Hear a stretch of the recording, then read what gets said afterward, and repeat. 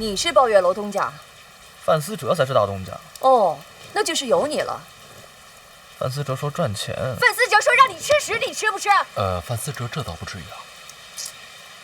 你怎么还替孩子说话呢？哪儿帮了？你还敢鼓动各家子弟当街给我来人去？这没有。我再问你一句，有没有？真没有。行，不说实话是吧？来人，去把我那个藤条给我拿过来。娘，来人真不是我干的。刘一，消消气，殿下不至于这么糊涂。哎，你说你们几个也是，看把我柳姨气成什么样了，还在这钓鱼，让你拿藤条赶紧拿去啊！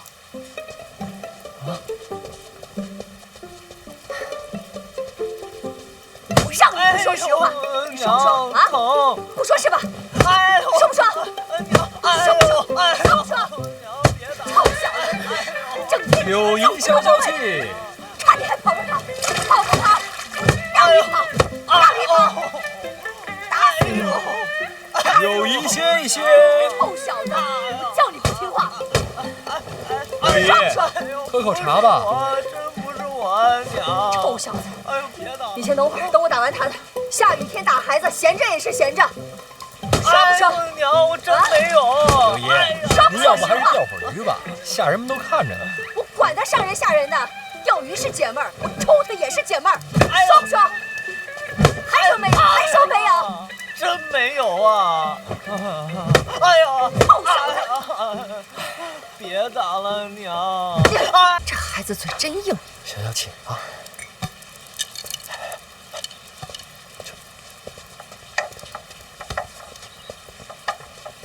哎，这怎么拿走了？我还没打完呢。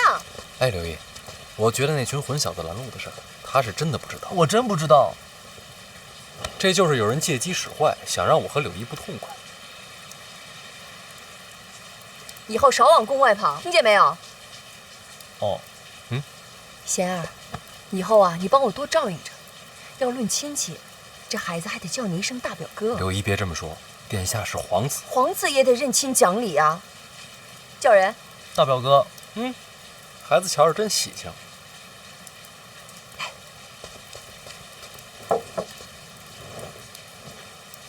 懂你的可都有些家世啊。是，府上都有爵位，你都给抓了？都抓了，那可得罪不少人啊。不怕。傻孩子能不怕吗？官场就是人情世故。陛下要我做孤臣，我也只好铁面无私了。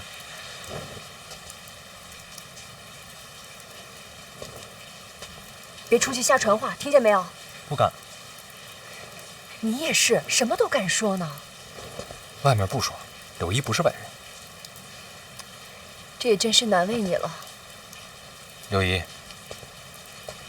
这几日千万别让他出门，就怕别人还在等机会。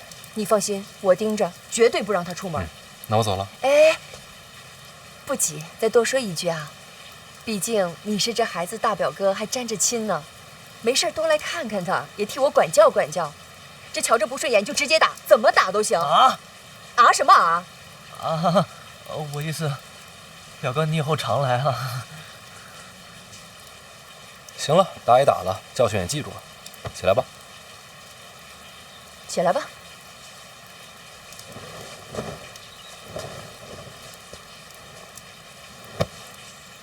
抱月楼还去吗？不去了，我那是被骗的。那抱月楼以后是表哥的。柳毅，那我真走了。哦，对了，宫里送来了一些酸酪，你不是爱吃吗？我差人给你送到府上去。酸酪浓郁可口，柳毅有心了。留下吃个饭再走吧。别了，一堆国公等着呢。贤儿，那你路上小心点啊。好，多谢柳毅。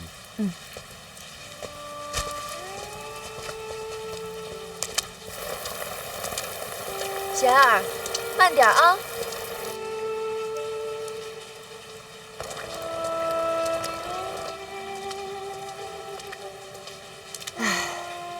以后常走动吧。跟大表哥，可他还跟二哥在斗着呢。老二都禁足了。我跟你说，往后你能不能求个安稳，或许就看你这个大表哥的了。这次抱月楼的事儿，就是有人故意给你挖坑。这皇宫大内险过深渊绝境，其实娘不希望你留在京都的。你能明白吗？娘，我明白。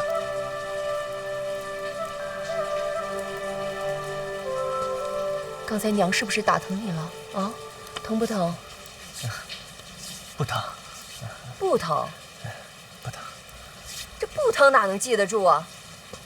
来人，赶紧给我来人，把那个藤条给我拿过来，快点儿！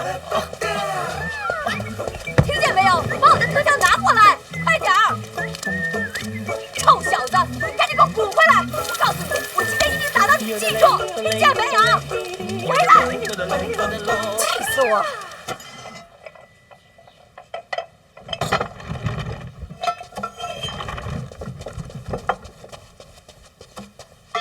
陛下，叶家上了奏书，先给院长看看。不合规矩。你破坏的规矩还少啊！陛下说什么都是对。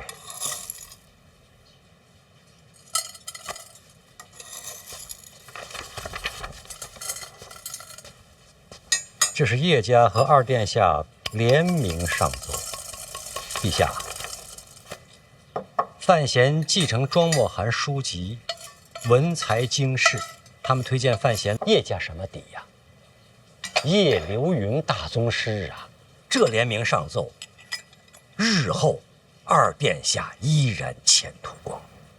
他们的婚约是朕赐的，他再聪明，也是陛下给的。你就看出这些？还有，二殿下跟范闲争斗之后，马上上奏举贤，让老臣感动。不谈人事，谈什么呀？朕在想，像范闲这个年纪，能主持春闱吗？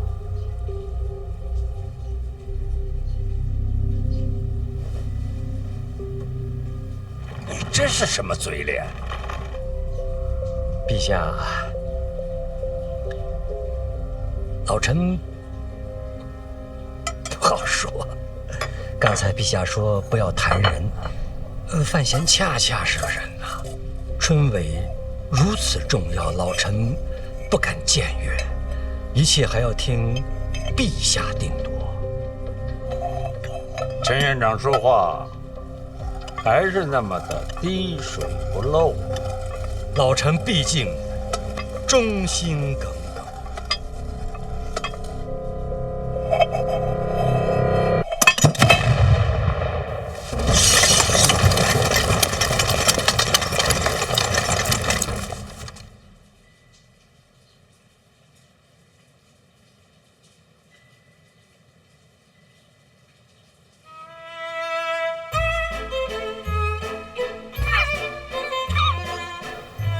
真诚啊！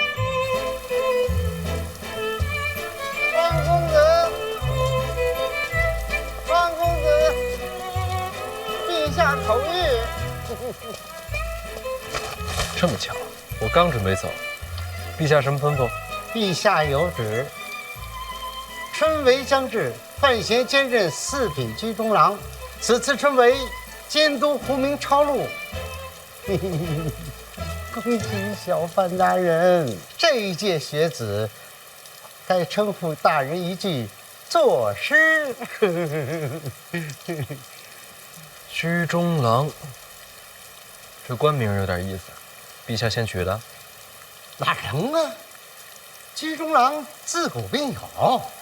那侯公公觉得这朝堂之中，我该居中吗？老奴哪懂这些呀？居不居中，不都得靠着陛下吗？多谢侯公公提醒。哎呦，严重了，哪招提醒啊？随便乱说。哎呀，您看我这也没带些碎银，哎呦呦呦呦，您可别开这个玩笑，不合适不合适。再说我也不敢呢，是吧？口谕传到了，我回去伺候着了。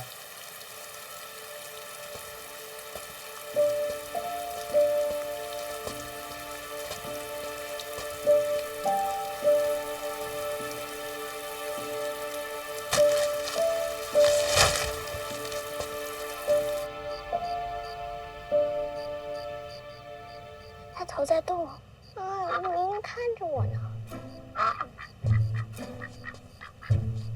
哥，你回来啦！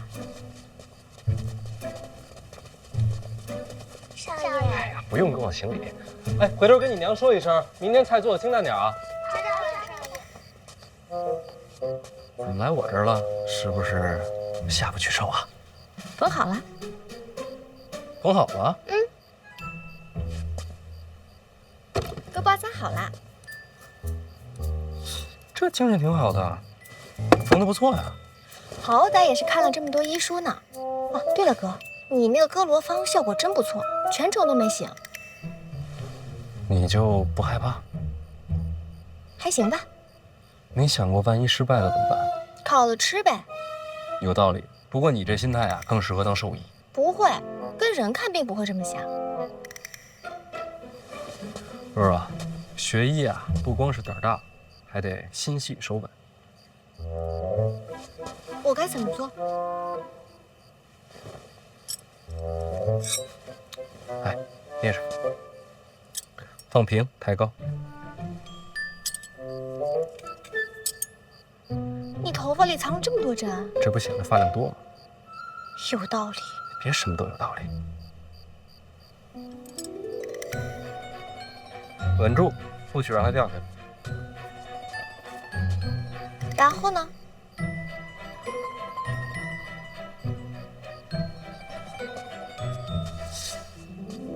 你别说，这手还真挺稳的啊。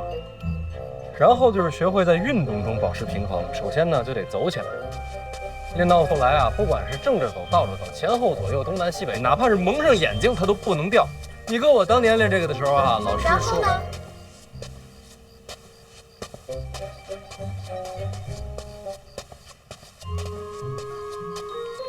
你是第一次练这个？对呀，手这么稳吗？是不是很有行医的天赋？算是吧。哥以前也练过，练过。也跟我一样可以挑着针走来走去。差不多吧。啊，那个若，这不用练了。我跟你说啊，这个啊，这只是第一步，一些皮毛、最微不足道的雕虫小技。学医呢，还是得多读医书，五脏六腑的位置啊，人体穴位啊，都得记牢。然后呢，就是找一个水果。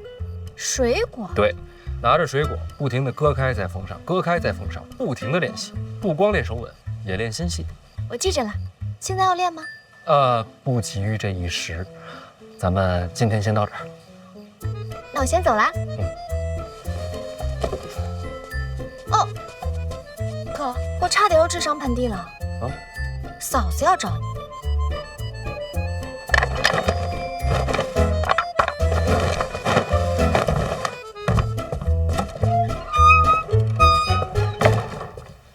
来啦，你猜到我会晚上来？范大人，你来我这儿，晚上比白天多。你这话说的，显得我不像好人啊。勋贵子弟拦路打人的事儿，我听说了，这应该是二哥暗中推动。我知道，都是被他当枪使。那些少年，你该打就打，该训就训，陛下撑腰，那些国公勋贵不敢怎么样。大不了你打完了，我再登门赔罪，好歹有个郡主的身份，他们打碎了牙也只能往肚子里吞。婉儿，咱俩真是珠联璧合。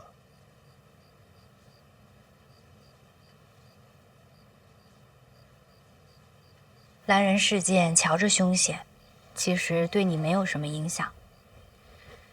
若是二哥真想报复，手段绝非如此浅显。所以你觉得这只是表面的报复，让你安心，觉得他既穷于此，而真正的杀招，暗藏其后。春闱监考才是真正的大事儿。我记得上一次提到这件事儿的，也是他。若二哥真有为你而设的阴谋，春闱就是最好的舞台。春闱科举是全天下文人学子的盛宴，所有寒窗苦读，所有披星戴月，一切辛苦煎熬，都是为了这个鲤鱼画龙、平步青云的机会。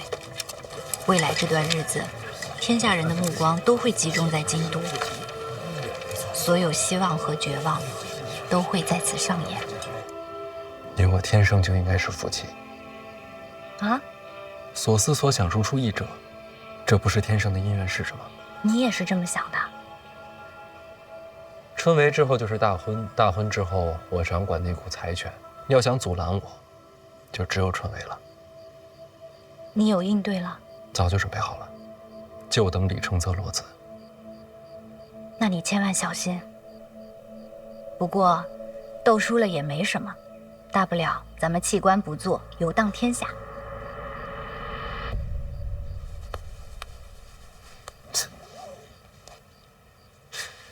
反正有你就行。别动手动脚的，羞坏了。那话说回来，我这看了半天了，你绣了个什么呀？鸳鸯戏水。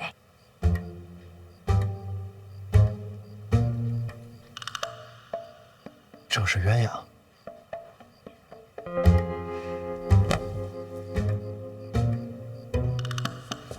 其实真的挺好的，挺好的。别找补了，确实是我的问题。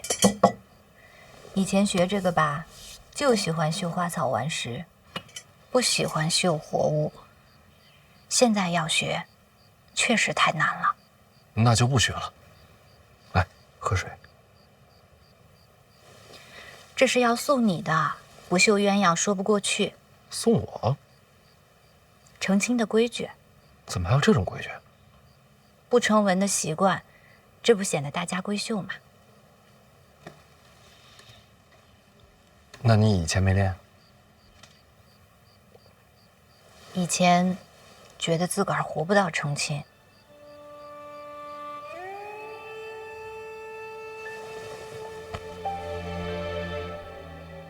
快了，春闱忙完就该成亲了。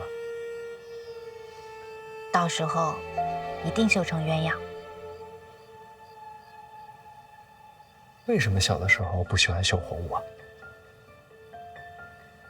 帕子里的东西绣得再好，终究是死的，就好像被困在里面了。我从小被关在宫里，染着病，无处可去，看见他们，就想到自己，心里别扭。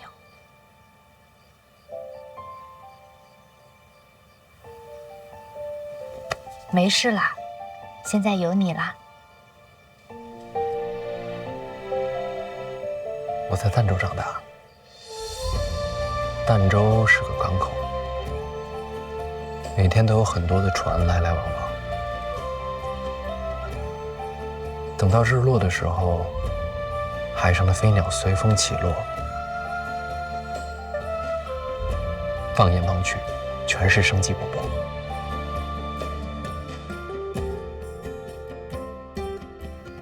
我从来都没有见过那样的景象。其实，我都没有离开过京都。成亲之后，我带你去看。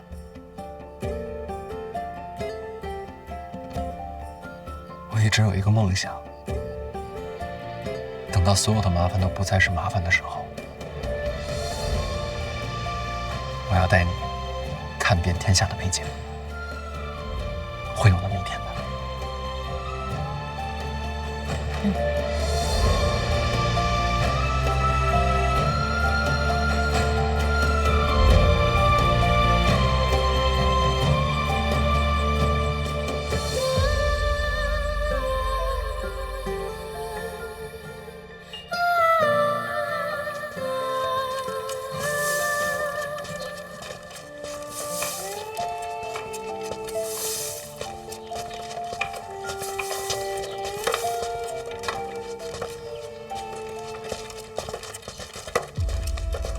掌柜的，有空房了吗？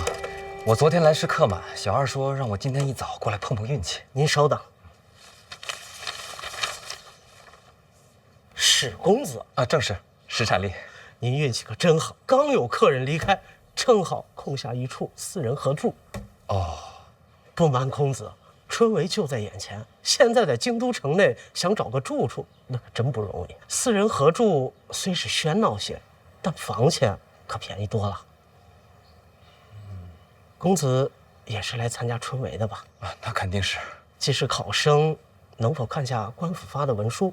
不是针对公子，春闱将至，京都管得甚严，我们呀要仔细记下细节。回头啊，府衙要来查看。应该的，应该的。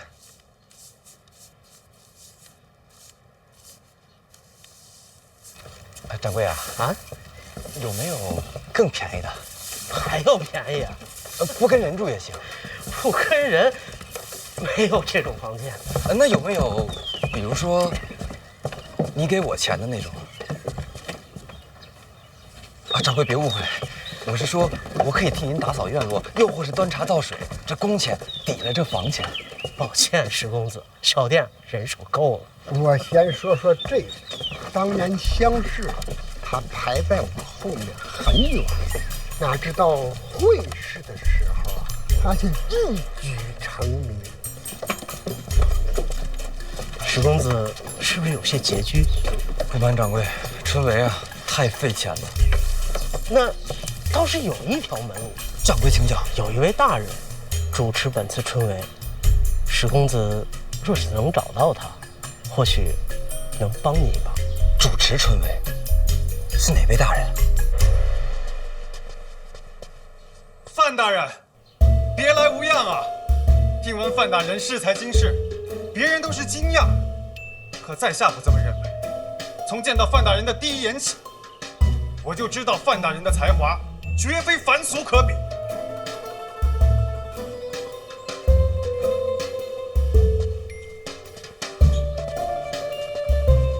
你谁呀？大人，我贺宗纬啊，咱们见过。贺宗纬，有点印象。京都府衙上，你还帮郭宝坤跟我打过官司，是不是你？大人，那都是国家逼迫我的。行了行了，别跪了，我只能假意迎合，其实我心中根本就不耻啊，大人。拉起来，拉起来。行了行了啊，咱起来说。来。谢王大人。那你说你是贺宗纬，但这看着跟以前不一样啊。哎，这相由心生，如今摆脱了郭家，心性已高远，只长得豁达了一些。照你这么说，全赖郭家，与你无关。与我无关啊，大人。我这一直想着记录郭家的恶行，就想着有朝一日报与大人，为国除奸呢。那怎么也没报啊？这不是大人的动作太快了吗？这郭攸之都入狱了，而在下也逃脱了魔窟，这一切都要感谢大人。大人就是贺某的再生父母啊！可别，你看着比我老，精神上的父母。你这是认亲来的啊？在下一生所学，都是为了献于庆国，献于陛下，献于大。站住！参加春闱的吧？正是。找我干嘛？拜师啊！大人才华经世，又是贺某的再生父母，我等读书人就是为了忠孝节义。若贺某不来拜师，这天理难容啊！知道我是考官了是吧？绝对不是大人。大人，贺某是真的敬仰大人。大人，你是知道我的，我这个人最重礼义廉耻。若非大人换了旁人，我这说什么我也跪不下去呀。那你倒是站着说呀。我就跪着说，贺某一片赤诚，不知大人是否愿意收孩儿为明灵之子？孩儿愿天天侍奉义父左右，为义父尽孝。这刚才还拜师呢，这会儿都义父了。义父，孩儿飘零半生，孤苦无依，还望义父成全孩儿。大人，赶紧起来！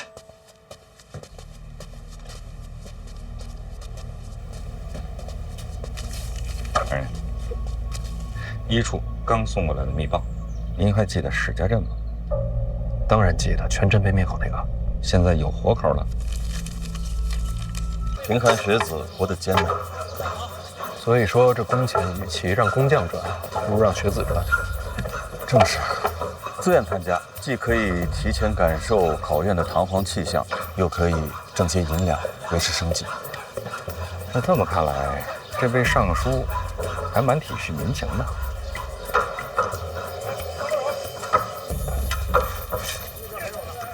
大人，那位就是郭尚书。这郭大人还亲力亲为啊！他怎么一动都不动呢？卡那儿了。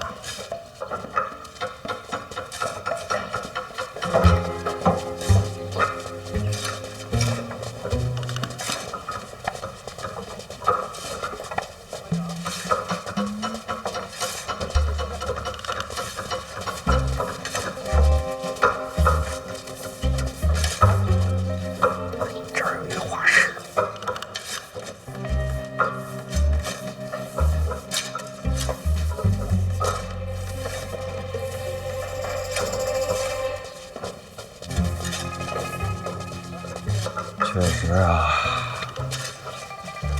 专修考院既是功也是德，自然是要画下留念。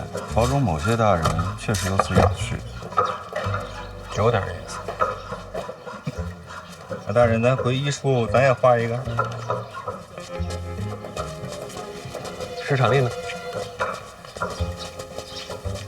大人，那就是史场令。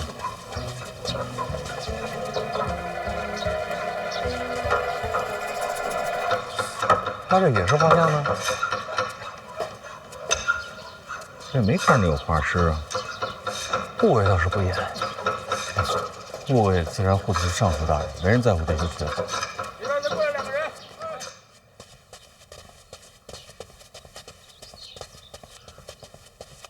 贺宗伟，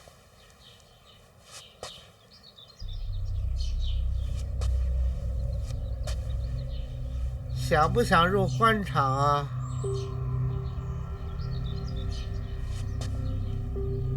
若能出人头地，你可愿以身犯险啊？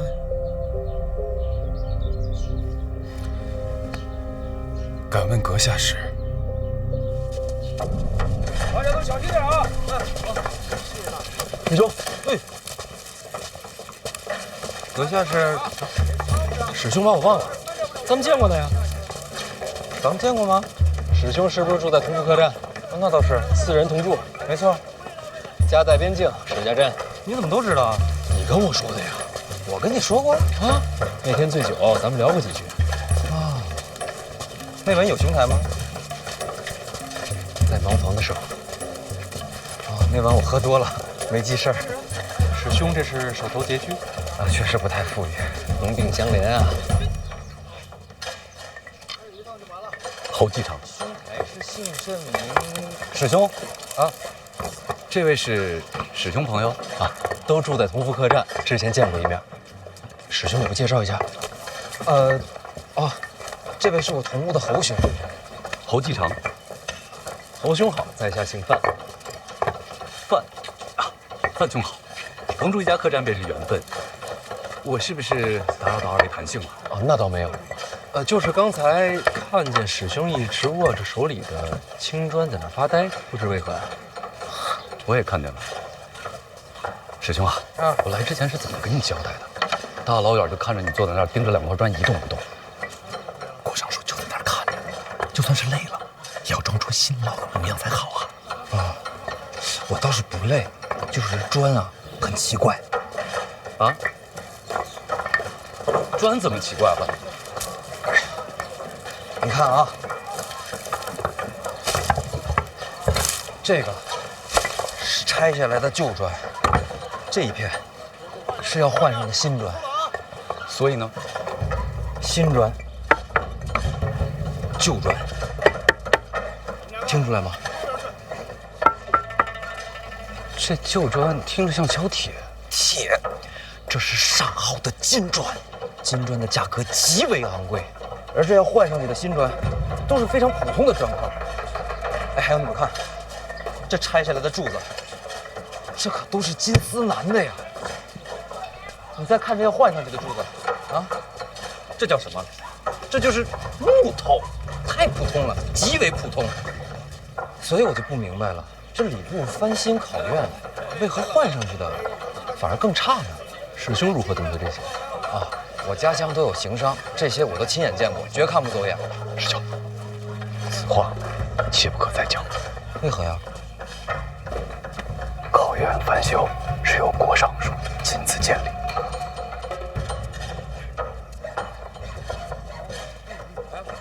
那就更该告知郭尚书，免得他被人骗了。此事与你我无关，最好啊，视而不见。可是，相信我。你们两个，哎，为何视而不见？以次充好，说没有贪官作祟。我等读书之人，明德之理，怎可视若无睹？小声些。别见怪，他俩老这样。你堵得住我的嘴，你堵不住天下这妖无故。算我求你了，听我把话说完。大兄，喝水，多谢。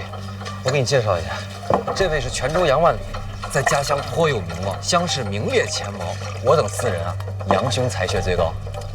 杨兄，幸会，幸会。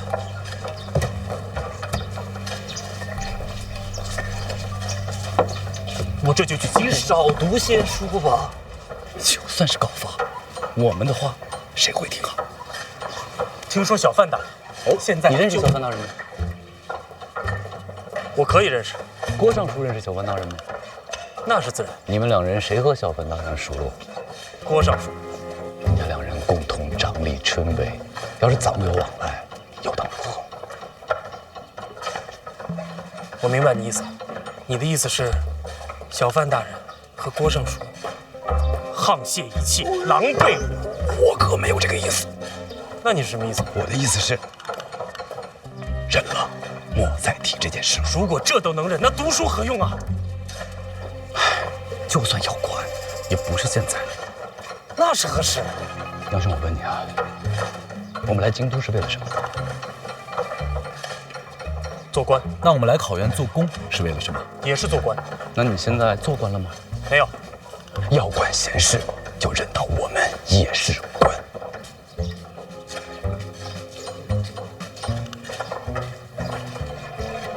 读书人何至于此？因为都是这般。告辞。哎，杨兄，杨兄，明明是个书生，跟个莽夫似的。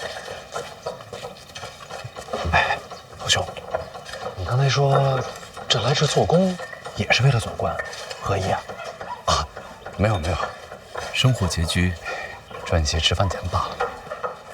除了钱财，侯兄在来之前还交代过我们这其中的关键。师兄无妨，师兄都是学子，是懂得分享。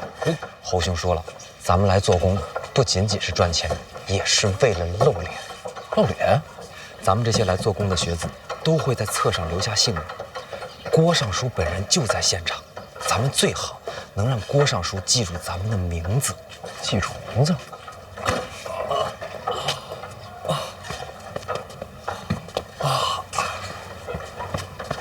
范兄，你看，这么多考试的学子，若能被记住名字，就等于留下了印象。到时候看我们的考卷，说不定就能多看一眼。还是侯兄想的长远。如若不然，我们这些人哪有机会上榜啊？春闱考的不是才学吗？才学没有用，我们身份低微。这跟身份有何关系？范兄有所不知啊，每年春闱有多少学子？怕是成千上万吧。可是每科取的人就只有那些。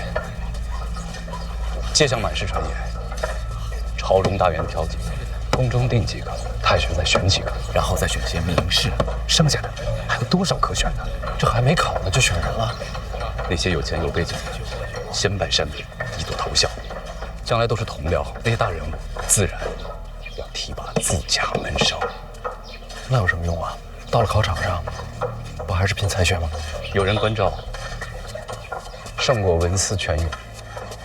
依你所言，这科举春闱，不就是给朝中的高官挑狗吗？杨兄慎言呐，小心身家性命啊！安宁女士啊，听我就好，别惹祸上身。考前内定，考场如过场，这不就是舞弊吗？本来就是。小声些。可我也在想，若真如此，为何无人告发呀？告谁啊？那唐章的不也是官吗？那公平在哪里？什么东西？公平啊！哪有这种东西？若没了公平，这春闱不就是场笑话？也许等我们金榜题名，就能改变这一切了吧？陈嘉林呢？啊，问萧史料呢，我叮嘱过他了，不要乱说话。这想想啊，是真没意思。干活去了，师兄，谨言慎行。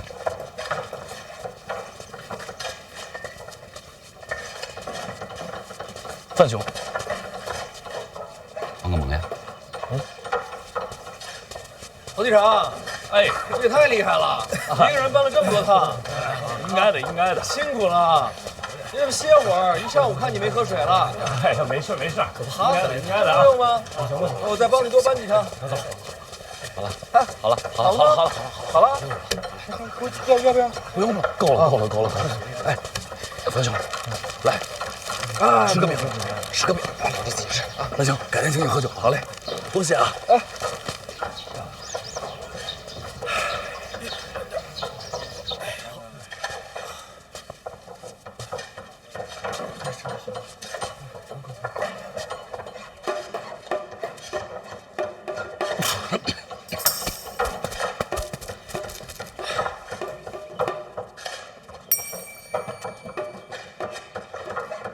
小范大人，郭尚书认得我。啊，朝堂之上见过小范大人的英姿。那个，这次春闱，郭尚书才是主官，可别喊我大人。小范大人前途无量，他日必将一飞冲天。小范大人怎么来考院了？路过，也想见见郭尚书。郭某也早想结识小范大人。快走！哎，不必辛苦。郭尚书，我就问你一句，请讲。这考院翻修，石料砖块以次充好的事儿，你知道吗？也不是太次，也都经久耐用。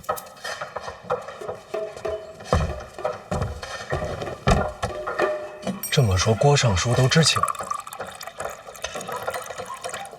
要说不知道，岂不是儿笑话？这翻修考院，户部可拨了银子，那肯定的。户部不拨银子，谁敢动工啊？经郭尚书这么经久耐用一番，还能剩下多少？应该还有些结余。那些拆下来的金砖和金丝楠也都不便宜，拆下来的砖木都在礼部的库房，结余的银两也都记在账册。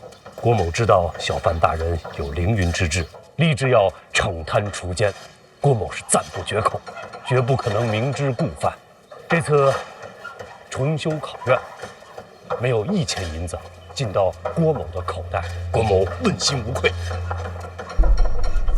小范大人如若不信，便可细查，咱们礼部配合到底。钱在账册，都在，砖木在库房，绝无缺失。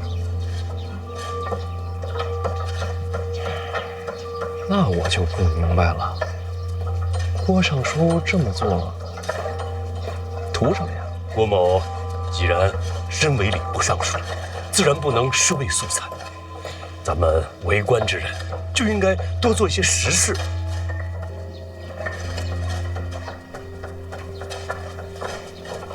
懂了，这翻修就是实事，实事就是政绩。政绩，这词儿用的巧妙啊，以前都没听说过。政绩，还给自己画了画。哦，证明郭某做过此事，以后也好有个纪念。那省下的那些银子呢？礼部人也不少，拖家带口的都不容易。逢年过节买些酒，买些肉也是应该的。您说呢？库房里的账目呢？咱们为官清正，这种投机取巧的学子，岂能录用啊？只是想想也不行。读书人啊，最重要的就是品性高洁。正像郭某，绝不能容忍这些蝇营狗苟。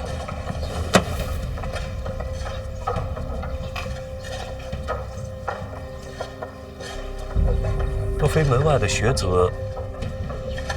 有大人的门客，只是想给这些学子留条活路。小范大人品性最重要。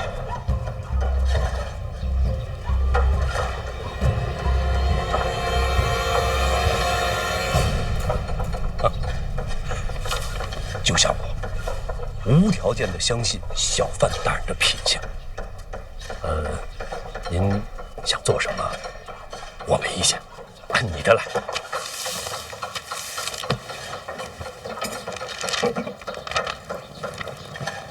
侯继常啊，你可真能干呀！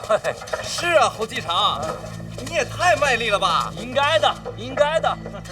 怎么那么厉害呀，侯继常？这来来回回好几千趟了吧？真厉害呀，侯继常！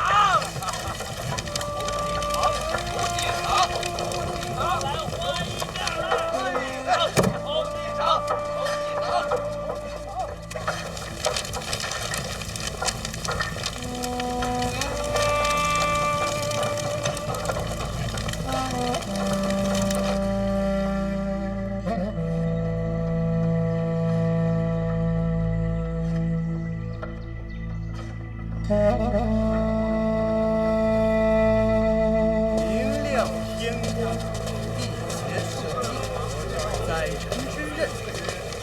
张善战道，积浊引情乎善。君子之道，造端乎夫妇，及其志也，达乎天地。哎呀，这些学子们啊，到了京都租房就不便宜，这家境贫寒的，就得想点赚钱的法子。人是真不少啊。那是啊，天下读书的种子，这会儿都在咱京都了。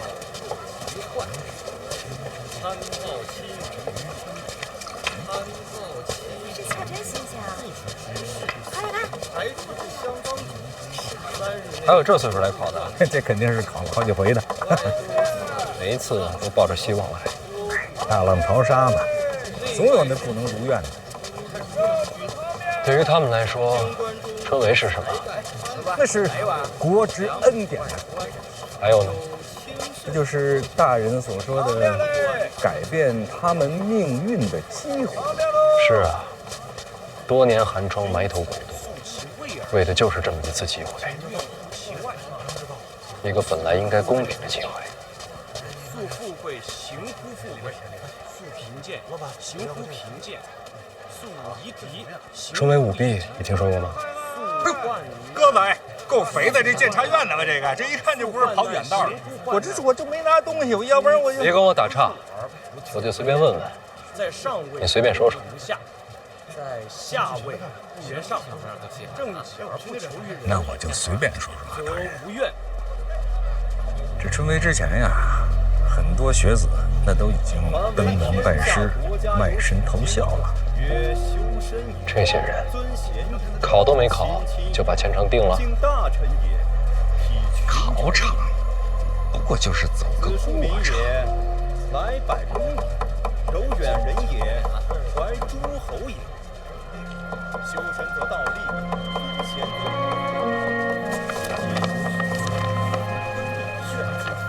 你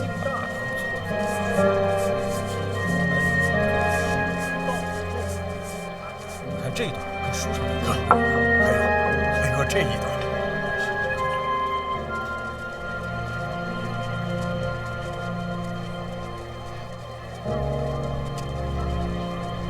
那他们呢？他们，哎呀，没这个命。这些事儿检察院不知道吗？多少也知道些。不是监察百官吗？这都不查。能收门生的，那都是真正的大人，不好查。有些那根本就不敢查。这多少年不成文的规矩了，大家也都习惯了。可对于他们来说，一生就这么一次机会。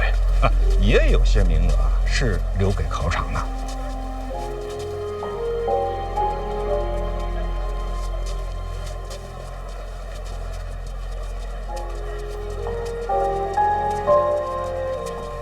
这不公平。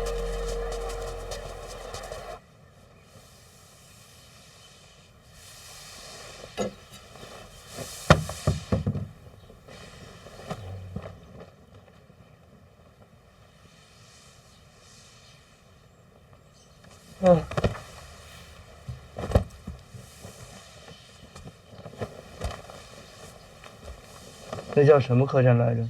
同福。范闲去了？去过了，人没在，又去了考院，找那个什么史产力，见过了，不过好像没怎么聊。咱们的人远远看着，说史产力神情不见悲痛，这史家镇全灭的消息，他应该还不知道。什么都没告诉他，那去干什么呀？是啊，白跑一趟。也不知道这范闲到底在想什么。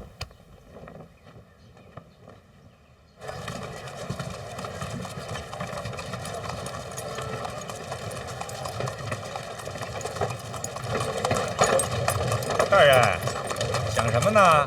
其实也没想什么，没几天就是春闱了。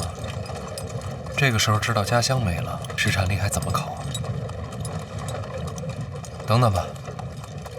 一处也守着呢，等他安心考完，再看看该怎么办。大人，真的是不一样啊！又哪儿不一样了？这要换做其他大人呐，谁会在乎这些？总得把人当人吧。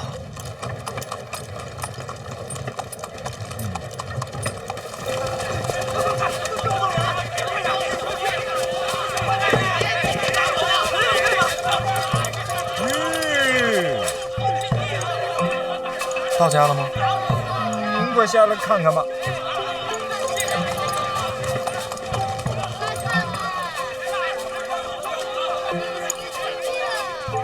就是敬仰小范大人啊，一点小意思啊，收下收下啊。那不是星期五吗？没错，好几位看着都眼熟，朝堂上见过，这会儿都穿着便服了。穿官服那不是不好看吗？我那点心意啊，都在里边写明白了啊！告辞，告辞。小范大人不收礼，不收礼，真的没有，拿回去吧。真受不了，真受不了！又过来。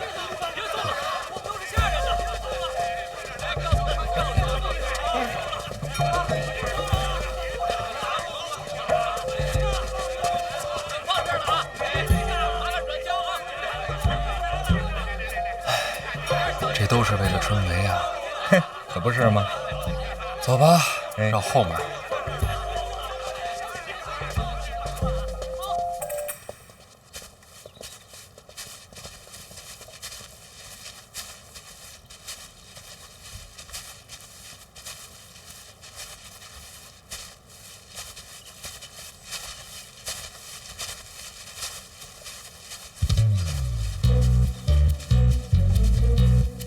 殿下，这不对啊！这范府怎么一个人都没有？谁让咱们是从后门进来的？那也不能人尽全无啊！没人说明什么呀？说明范府遭遇变故。说明我们没来过。这范闲的院子在哪儿啊？要不搜一搜？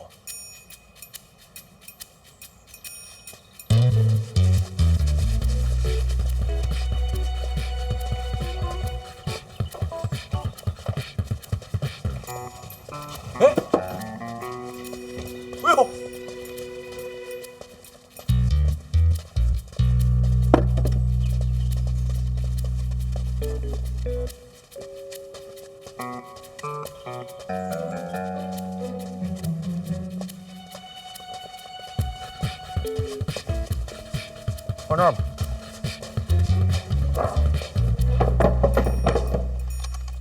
原路返回，府外等我。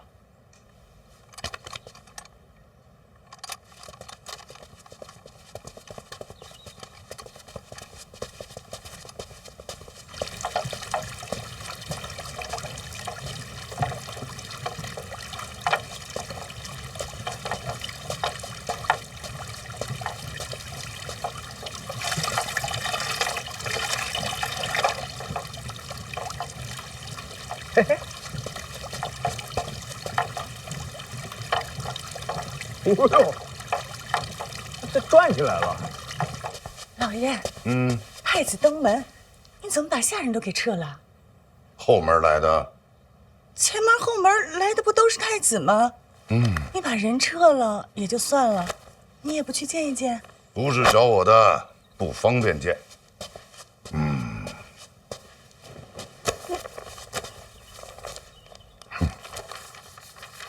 官场浮沉，哪个字最重要？哪个字啊？稳。且扫门前雪，休管他人霜。与己无关之事，少掺和最好。哦，老爷，那太子亲自登门寻范闲，为了何事啊？还能有什么事？春闱将至，打招呼来了。那为什么走后门呢？自己好好琢磨。你多忙。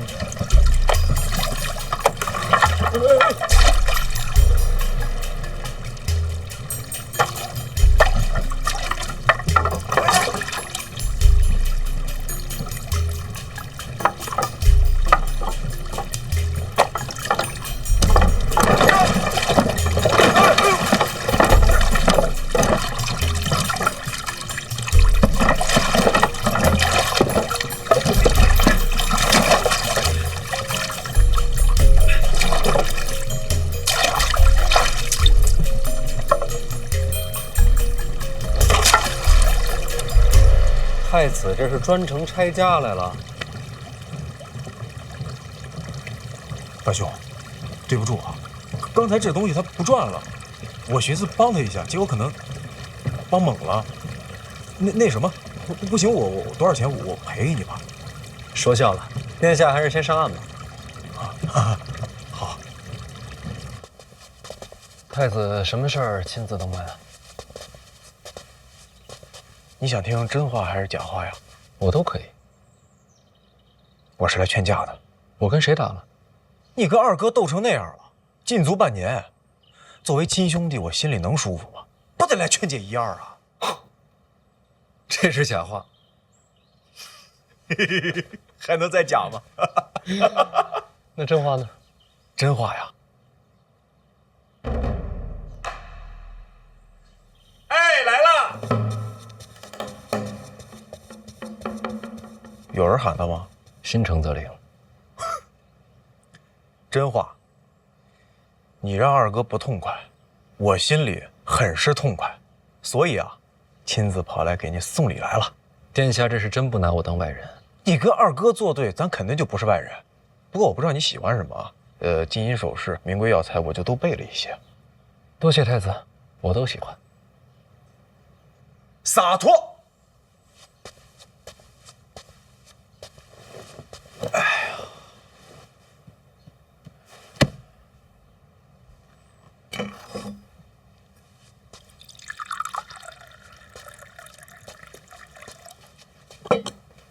太子殿下不是专门来送礼的吧？主要是送礼。主要啊，还有一点小事。有多小？几个小小的名字。春闱使胡明、超路是由你监督的吧？到时候这几个名字帮我扫一眼。殿下是想要我做什么？什么都不用做呀，超路的时候什么都不用做就足够了。也没什么别的事儿了，我先走了啊。本来啊，这都是我下边人过来送的，后来我一想，咱是自己人，我也想你了。就亲自过来了，也显得用心。殿下真是用心了。哎，史家镇有活口啊，这都听说了。这事儿跟二哥走私有关系，我自然惦记在心里。后来怎么样了？那人是个考生，暂时没说，想等着先让他考完。按你说的办，我先走了。哎，莫送，我能找出去，反着箭头走就好了嘛。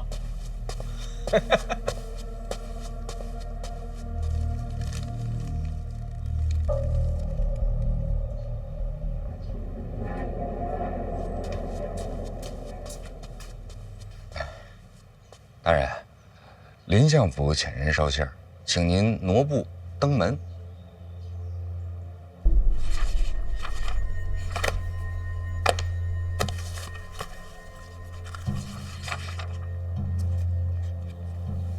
相爷，您瞧瞧这个可以吧？可以。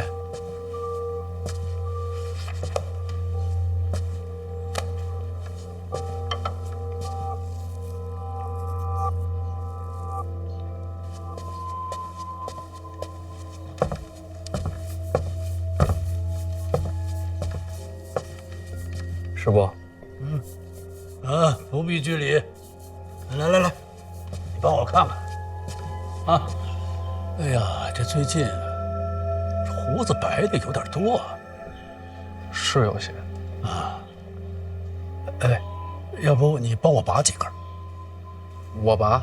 啊，自己不好动手的，疼啊。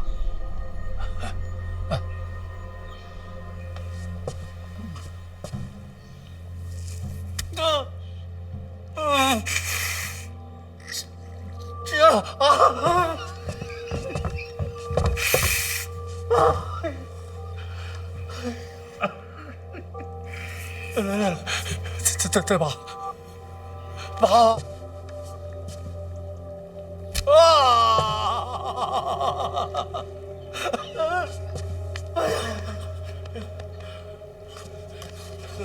再拔，不拔了。师伯，也不至于这么疼。哎呦，我是吃不了苦的，我更怕疼啊。怕疼剪了不就完了吗？剪了还长，拔了治本啊。哎，今天就拔到这儿吧。啊，相爷，此人身世清白。可以。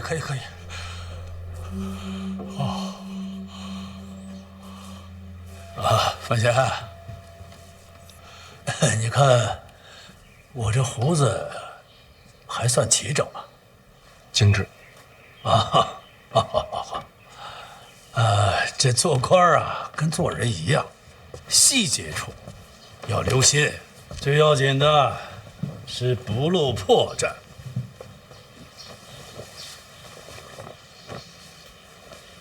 师伯，这是要干什么？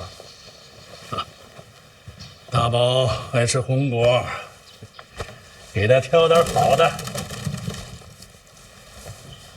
大宝吃起来嘴急，我怕里边的核啊硌着他。小范大人，下人做这个，相爷啊总是信不过呀。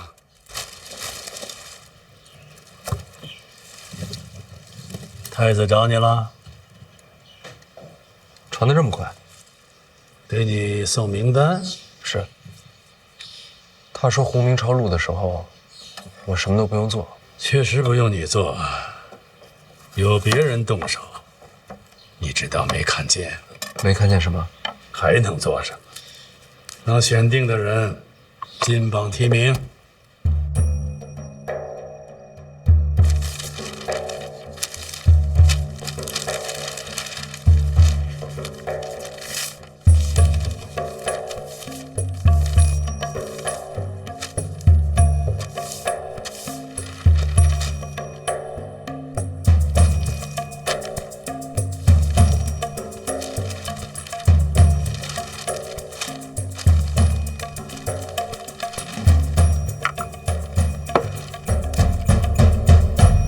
洪明抄录的时候，就把人选出来。选中的人必定上榜。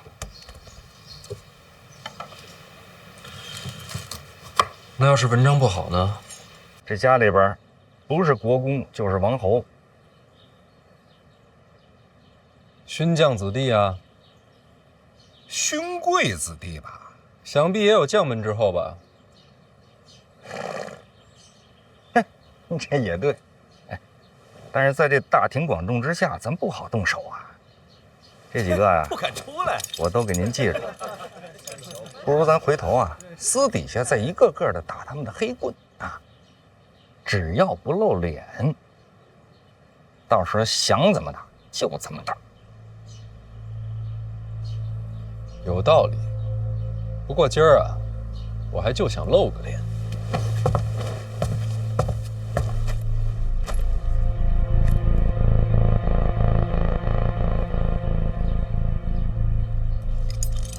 你就是范闲呀？听说抱月楼是被你小子给接下来的，能不能少说两句废话？你知道抱月楼是谁的产业吗？你小子没这个资格接，这是咱家殿下的产业。识相点，把楼给还回来。小爷我饶你一命啊！三皇子，我猜猜，他自个儿都不知道吧？这是想把抱月楼抢回来，在皇子面前长个脸。哼！你笑什么呀？你知不知道你这么做是害他？吓唬谁呢？把楼交了，你信不信？你不交这楼，小爷我今天就能让你死。不信？真不信小爷敢在这儿杀人呀？哟！兄弟们，上！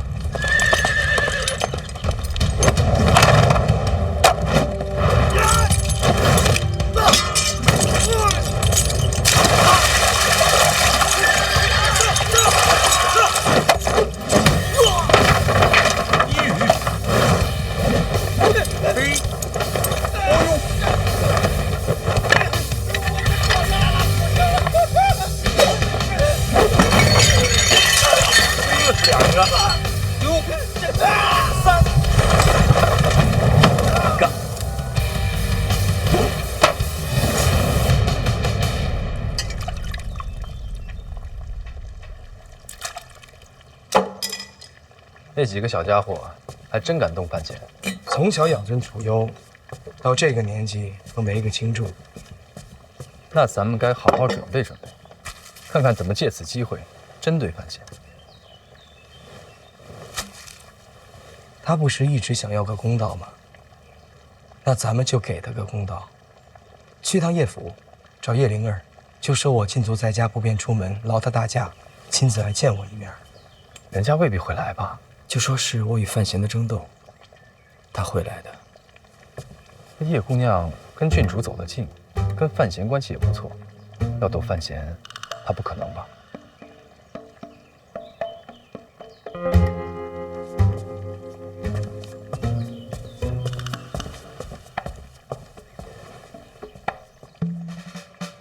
来点人，搬梯子。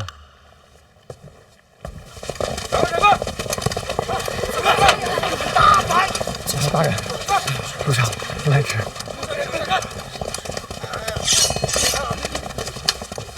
这些人都认识吗？认识啊，这些个家中长辈都是朝中。您确定你认识？属下眼花了。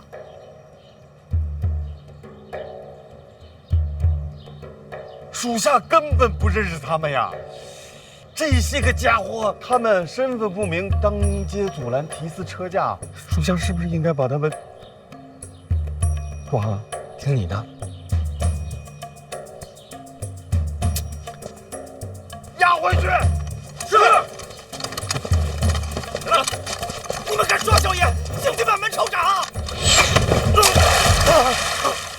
各位，行行好，少说两句吧。大人，真抓呀！抓呀！然后呢？然后从他们身上搜些银子，把这店家给我赔了。臭崽子，下手没轻没重。咱家大人胜吧，闲吧，去吧。这应该是2殿下的手笔啊，逼着您跟3殿下翻脸呢。我知道，咱不上当，回一处。好嘞，把人都交出来，驾！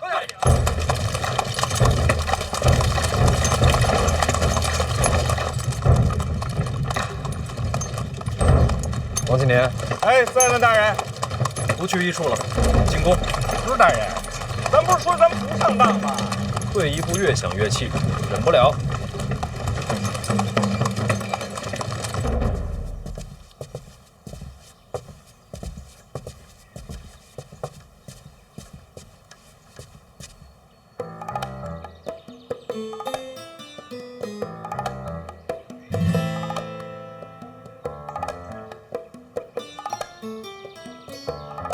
他在上面干嘛？不知道。他平时都这么接待客人吗？不是。那我也要上面。不一定。殿下说也可以不用。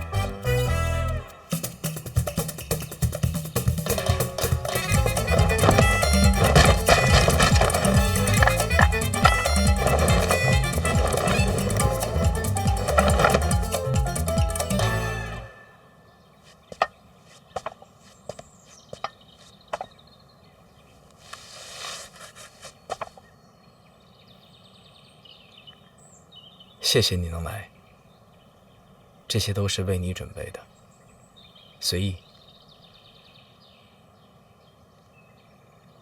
你为什么坐这儿啊？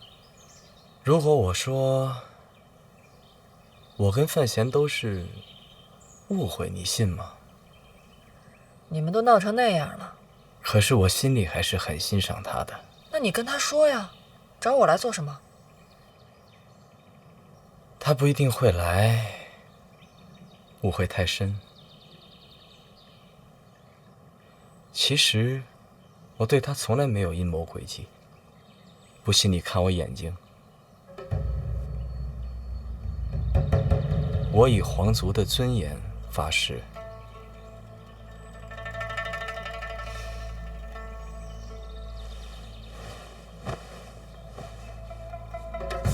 我能不能问一句？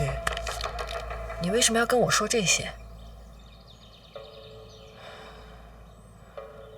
被逼无奈呀。那你倒是说说，谁这么有本事，敢逼皇子？陛下，我想远离纷争，他不让啊，在群臣面前说我贤德兼备。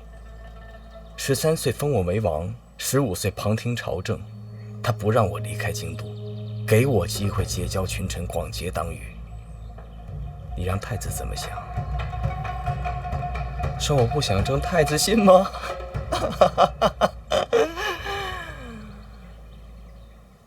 我只能够一步步的往下走，到现在，如果想回头，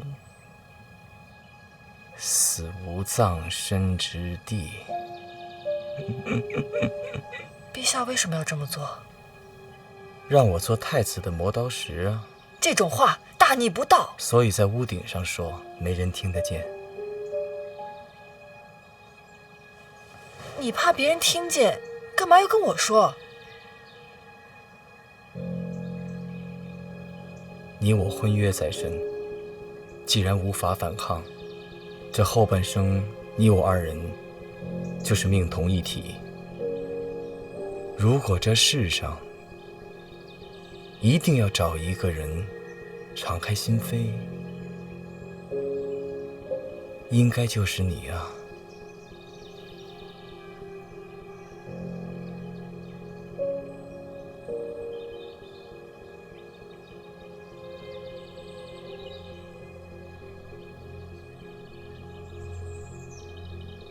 现在你应该相信，其实我对范闲没恶意。等，我有点乱。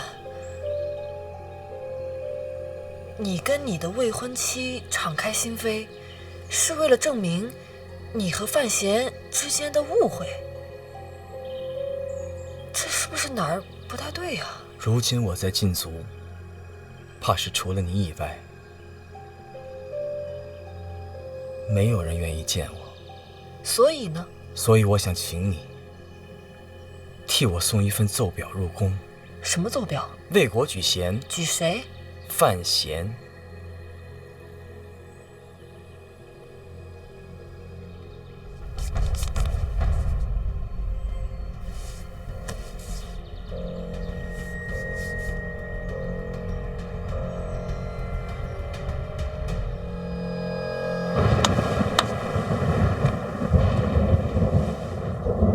接着说。监察院最新消息，各府子弟当街拦截范闲车驾，范闲出手击伤3人，现在所有的人都关在一处。这是多大点的事儿，你就跑朕这儿来了？不是，到陛下这儿来躲清闲来了。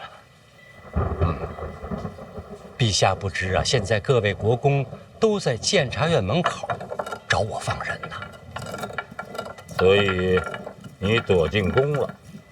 现在京都城内外只有陛下这儿最清闲。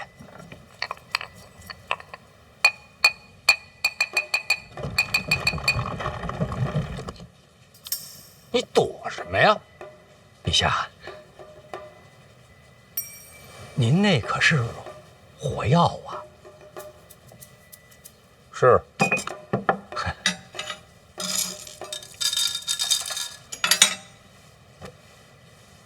我问你，你们一处是不是不想放人？回陛下，抓人的是范闲，要想放人的话，也得找范闲才行。你们找范闲啊？范闲现在也躲在宫里。